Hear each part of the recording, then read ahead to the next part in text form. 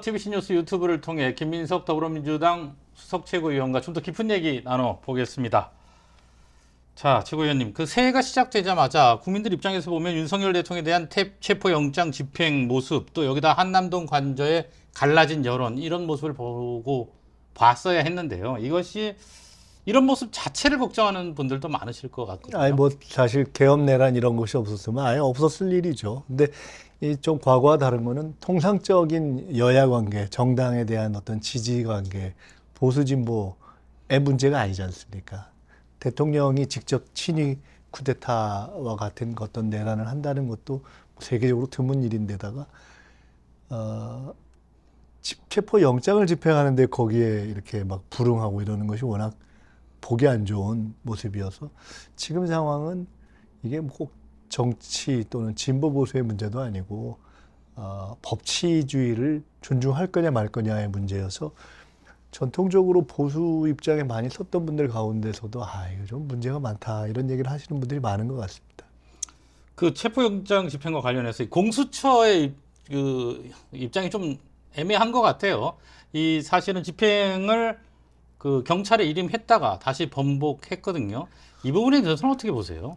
우선 공수처가 경험이라든가 인력이라든가 이런 것이 취약하고 그러니까 아무래도 이번에 통상 당연히 어떤 집행을 하면은 이렇게 진행돼서 이렇게 끝나겠지라고 생각했던 국민 일반의 기대와 벗어난 것 같습니다. 그것이 굉장히 아팠을 것 같기도 하고요. 그래서 중간에 뭐 좀 곡절이 있었는데 결론적으로는 현재의 공조본부 체제 하에서 공수처가 전체 영장 집행을 지휘하고 경찰이 실제 이 체포 과정에서의 여러 가지 문제를 이렇게 해결하는 쪽으로 교통 정리가 됐기 때문에 2차 이제 영장이 이렇게 영장 집행 자체를 막 거부하고 방해한 경우가 드물기 때문에 이제 2차 영장이 나와서 결국은 적당한 날에 조만간 가급적 빠른 시일 내에 집행이 될 거라고 봅니다. 민주당에서는 이와 관련해서 최상목 대통령 권한대행 쪽을 집중하고 있는 모습이에요. 직무유기 등으로 공수처에 고발했죠. 네, 했습니다. 아니 사실은 헌재재판관 임명을 해야 한다는 거를 국회에서도 얘기하고 헌재에서도 얘기하고 최상목 대행 자신이 이거 국회에서 여야 합의가 되면 하겠다 이렇게 얘기했는데 국회의장이 이거 여야 합의가 있었다고 확인을 해줬는데 안 한 건 사실은 헌법상의 어떤 의무를 방기한 거죠. 영장 집행이 진행되는 데 있어서의 경호처를 지휘할 그 총체적인 책무가 현재로서는 본인에게 있는데 그것을 안 한 것도 문제가 있는 것이고 상설특검도 국회에 이제 추천을 의뢰해야 되는 것이 법상으로 딱 정해져 있는데 최상목 대행이 그렇게 법으로 정해져 있는 일을 지금 안 하고 있기 때문에 이 복잡한 상황을 헤쳐가는 데 있어서 제일 중심을 잡아야 될 어떤 현재 상황에서의 최고 책임자로서 직무유기에 해당한다 이렇게 보고 있습니다. 그래서 사실은 뭐 국민들 간에는 그리고 의원들 사이에서 탄핵 요구도 나오고 많이 하는데 저희는 현재로서는 그래도 경제 상황에 대한 우려가 많이 있기 때문에 일단은 고발을 하고 그런 직무유기에 대해서 고발을 하고 최상목 대행이 중심을 확실하게 잡아줬으면 좋겠다라고 강하게 요청을 하고 있는 상황입니다. 조금 전에도 말씀하셨지만 헌법재판소 얘기 좀 해보겠습니다. 8인 체제 구성이와 첫 재판관 회의가 열렸어요. 근데 이 8인 체제 구성에 대해서도 강하게 비판하셨었죠? 8인 체제가 구성됐다라는 것을 비판한 게 아니라 당연히 9인 체제로 완성을 해야 되는데 이게 무슨 뭐 이거 그냥 헌법과 법률에 따라서 해야 되는 것인데 이게 무슨 뭐 양쪽 여야 정당의 눈치를 보면서 1대1 맞춰주기로 할 수 있는 그런 일종의 정치적으로 처리할 수 있는 문제가 아니지 않습니까? 그러니까 그거를 그렇게 둘만 하고 하나를 남겨둔 것이 문제가 있다라고 지적을 한 것이고요.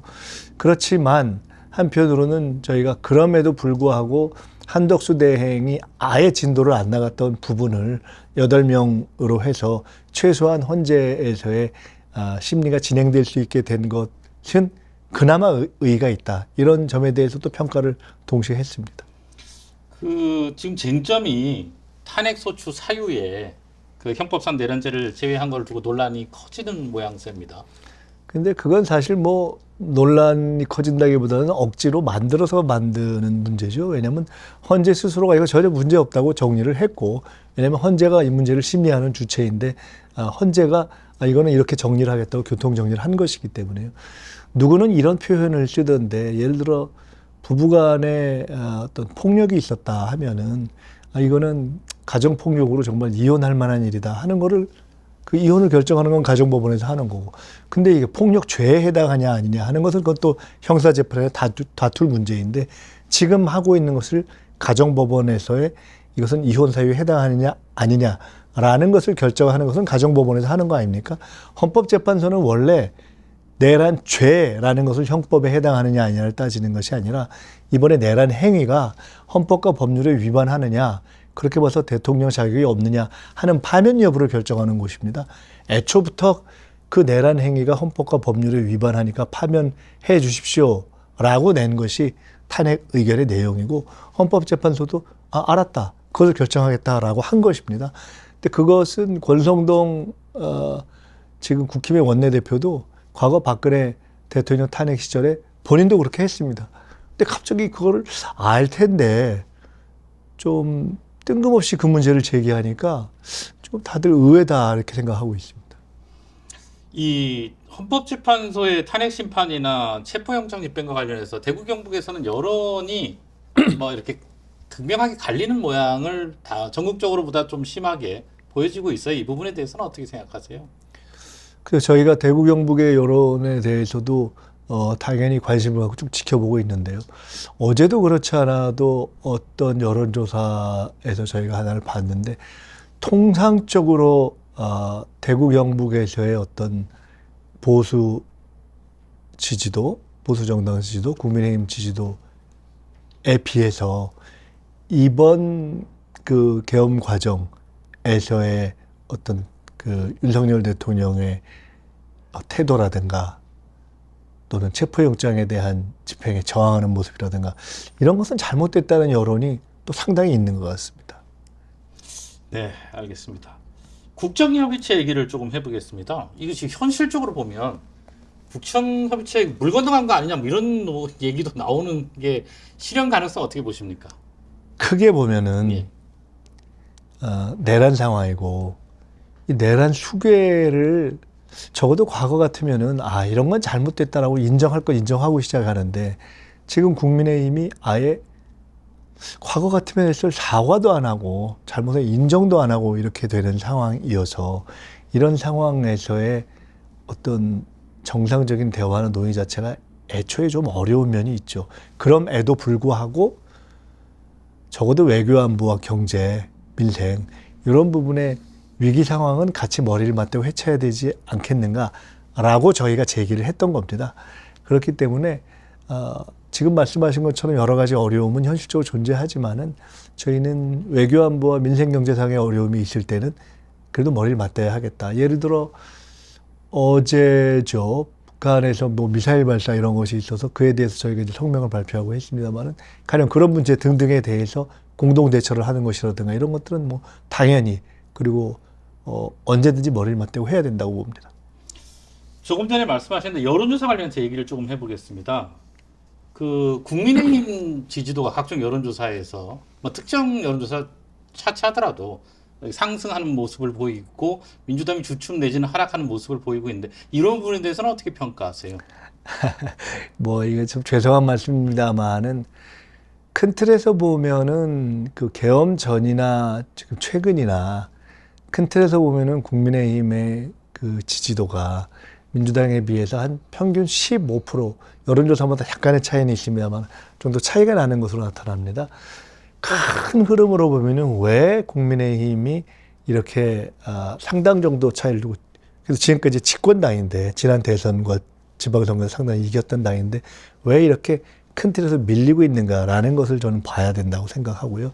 그것이 제일 큰 어떤 실정에 대한 비판과 지금도 계엄 내란에 대해서 근본적인 반성을 안 하는 그 틀이 유지되고 있는 것 때문이라고 보고 그러면 그것이 왜 계엄 내란 직후에 더 떨어졌다가 조금 올라가고 있느냐 그 부분은 아마 국민의힘을 전통적으로 지지해왔던 층 내에서 사실상 윤석열은 끝났구나 이렇게 생각하시는 거 아닌가. 그래서 아마 이것이 그 다음 상황으로 가는 것이 불가피하다고 보고 어떤 위기감 때문에 결집이 조금 시작되는 것이 아닌가 이렇게 지금 저희들은 좀 지켜보고 있습니다. 이른바 보수 진영의 결집이 다음 혹시 있을 차기 대선을 앞두고 뭐 그런 거 아닌가 이렇게 보고 있습니다. 그러니까 지금 상황보다도 그러니까 어떤 여론조사 분석가들은 그렇게 얘기하더라고. 오히려 그러니까 전체 층 내에서 전통적으로 국민의힘 지지층 가운데 또 그 층이 사실은 더 먼저 윤석열 파면을 마음속으로는 내심 받아들인 것이 아니냐 이렇게 분석하는 좀 흥미로운 얘기를 한번 들어봤습니다. 네. 이 부분은 극도로 말씀을 아끼시고 계시는데 마지막 질문은 이거 드릴게요. 새 각종 여론조사에서 이재명 대표가 뭐 독주 체제 1등을 계속 하고 있는데 이 부분에 대해서는 어떻게 보고 계십니까? 뭐 아시다시피 이재명 대표가 사실은 TK 출신 아닙니까? 저희 민주당 입장에서는 최초의 TK 출신 대통령 가능성이 있는 잠재적 후보죠. 가장 앞선 지지율을 가져왔던 것도 사실은 뭐 계엄 이전에도 그랬고, 지금도 이제 그러한 상태인데, 말씀하신 것처럼 저희로서는 지금은 이 계엄으로 인해서 생긴 이 내란 상황의 어려움을 극복하는 것이 최우선이기 때문에 당에서 뭐 대선에 그야말로 디귿자도 꺼내지 않고 아주 신중한 자세로 지켜보고 있습니다. 그렇지만 현재의 지지율 뭐 이런 걸 떠나서 저는 특히나 대구 경북 지역에 우리 시도민들께서 이재명 대표가 누구보다 민주당 출신으로서 대구 경북 지역에 대한 그 정서에 대한 어떤 본능적인 또 태생적인 이해가 있기 때문에 좀 더 관심을 가져줬으면 좋겠다 하는 그런 뭐 감사한 마음을 가지고 있습니다. 알겠습니다. 오늘 여기까지 듣겠습니다. 고맙습니다. 네.